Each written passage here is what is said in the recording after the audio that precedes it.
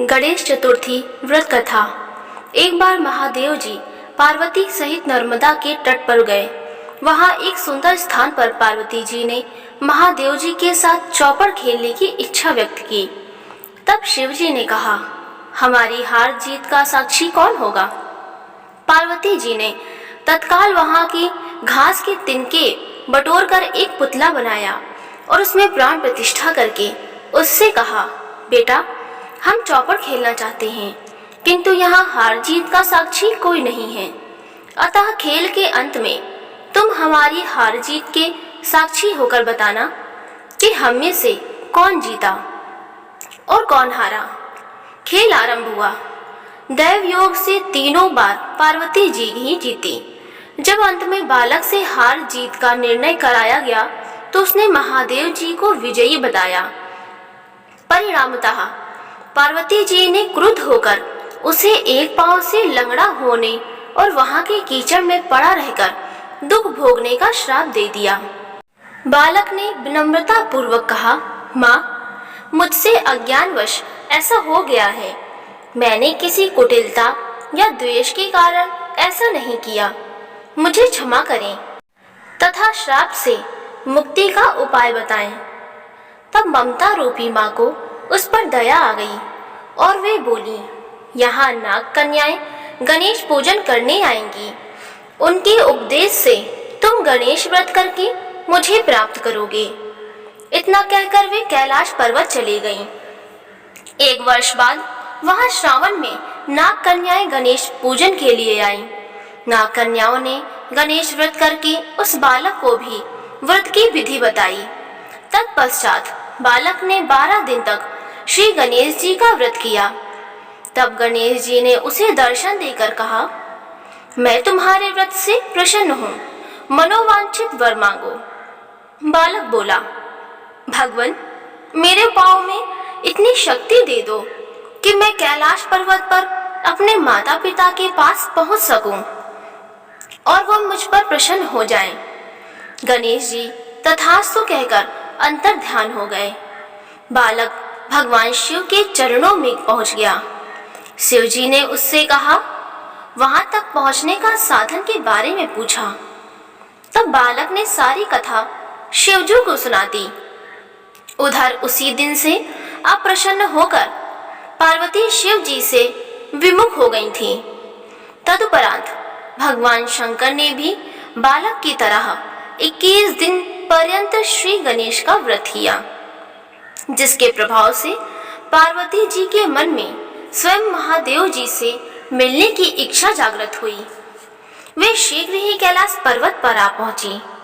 वहां पहुंचकर पार्वती जी ने शिव जी से पूछा, भगवान, आपने ऐसा कौन सा उपाय किया जिसके फलस्वरूप मैं आपसे पास भागी भागी आ गई हूँ? शिव जी ने गणेश व्रत का इतिहास उनसे कह दिया।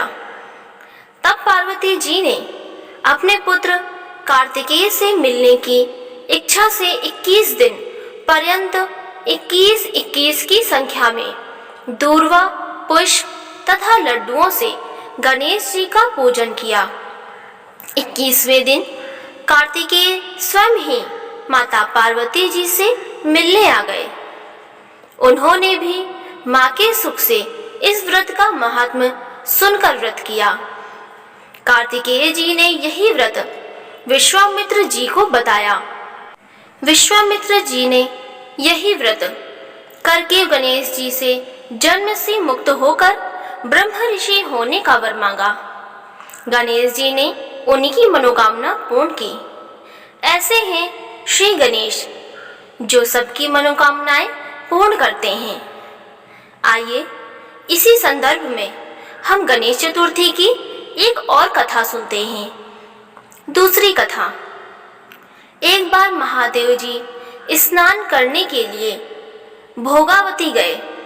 उनके जाने के पश्चात माता पार्वती जी ने अपने तन के मैल से एक पुतला बनाया और उसका नाम गणेश रखा। पार्वती जी ने उससे कहा, हे पुत्र, तुम एक मुग्दल लेकर द्वार पर बैठ जाओ।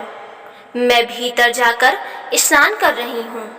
जब तक मैं स्नान कर ना लूं, तब तक तुम किसी भी पुरुष को भीतर मत आने देना। भोगावती में स्नान करने के बाद जब भगवान शिव जी आए तो गणेश जी ने उन्हें द्वार पर ही रोक लिया।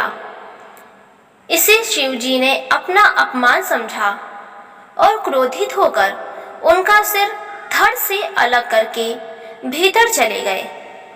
पार्वती जी ने उन्हें नाराज देखकर समझा कि भोजन में विलंब होने के कारण महादेव जी नाराज हैं।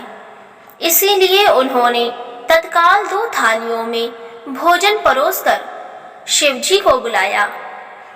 तब दूसरा थाल देखकर तनिक आश्चर्यचकित होकर शिव जी ने पूछा, यह दूसरा थाल किसके लिए है? पार्वती जी बोली, पुत्र गणेश के लिए है, जो बाहर द्वार पर पहरा दे रहा है। यह सुनकर शिव जी और अधिक आश्चर्यचकित हो गए।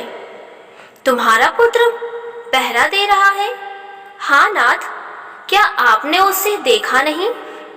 देखा तो था, किंतु मैंने तो अपने रोके जाने पर उसे कोई उद्दंड बालक समझकर उसका सिर काट दिया।